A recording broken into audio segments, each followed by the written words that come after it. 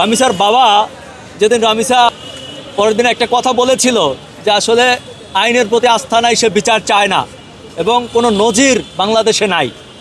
আজকের দিনটাকে বাংলাদেশের ইতিহাসে মনে রাখার মতো দিন। এটা আমরা দেখলাম যে ইতিহাসের মধ্যে সবচেয়ে দ্রুততম সময়ের মধ্যে হয়েছে এবং মাত্র 5 কার্যদিবসের মধ্যে এটি শেষ হয়েছে। এবং এটির যে রায়, এই রায়ে আমি খুবই খুশি, আমি আবেগ আপ্লুত। তো সেটাকে আমার মনে হয় যে রাষ্ট্র একটা চ্যালেঞ্জ হিসাবে নিয়েছিল। আমরাও কথা বলেছিলাম যে রাষ্ট্র কেন সেই চ্যালেঞ্জ গ্রহণ করে না।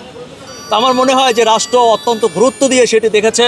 আমাদের মাননীয় প্রধানমন্ত্রী তিনিও বিষয়টি অত্যন্ত আন্তরিকভাবে দেখেছেন এবং যথাযথ কর্তৃপক্ষকে নির্দেশ দিয়েছেন যত দ্রুত সম্ভব এই রায় ঘোষণার জন্য।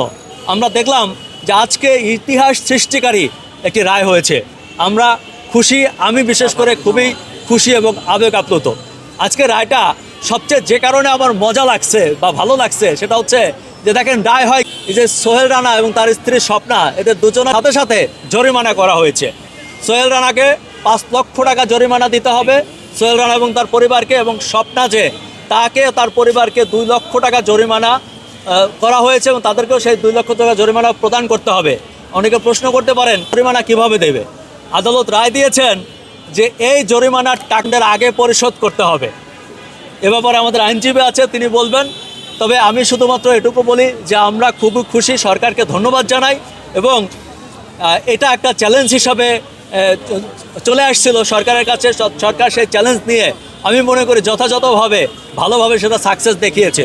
তবে এখন অনেকেই প্রত্যাশা করছে, দেখলাম সোশ্যাল মিডিয়া অনেকে লিখছে যে এই রায় আদৌ কার্যকর হবে কিনা বা কতদিনে হবে।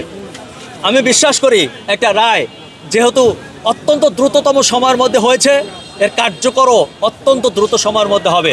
আমি জানতে পেরেছি যে 1-1.5 মাস কিংবা 2 মাসের মধ্যে এই রায় কার্যকর করা সম্ভব আইনজীবীরা মনে করছেন। তা আমি মনে করি যে যেহেতু সম্ভব, সরকার আন্তরিকতা দেখিয়েছে, সরকার বাকিটা আন্তরিকতা দেখাবে এবং আমরা দেখতে চাই যে বাংলার মাটিতে বিচার হয়েছে। আর একটা ব্যাপার আপনাদের মাধ্যমে বলতে চাই, এই যে রামিসার মতো ঘটনা বাংলাদেশে প্রতিদিন গড়ে, একটি জরিপে দেখা গেছে যে 11টা এরকম ঘটনা ঘটে। তাহলে যদি 11টা ঘটে তাহলে কত হাজার ঘটনা সারা বাংলাদেশে ঘটছে, কত লাখ ঘটনা ঘটছে, কিন্তু সবগুলোর তো বিচার হচ্ছে না। আজকে রামিসার রায় হয়েছে, আমরা চাই যে রামিসার মতো সারা বাংলাদেশে যে লাখ লাখ সবগুলোর বিচার এভাবেই হোক। আমি সরকারের কাছে দাবি জানাই যে এক রামিসা নয়, সারা বাংলাদেশের প্রত্যেকটি সন্তানের বিচার যেন রামিসার মতো এতটা দ্রুততার সাথে হয়। এবং পাশাপাশি আরও কিছু কিছু বিষয় আমরা সমাজে আমাদের দায়িত্ব আছে। আমি মনে করি আপনারা যারা মিডিয়া আছেন, সাংবাদিক ভাইয়েরা আছেন, আমাদেরও কিছু ব্যাপারে দায়িত্বশীল হতে হবে।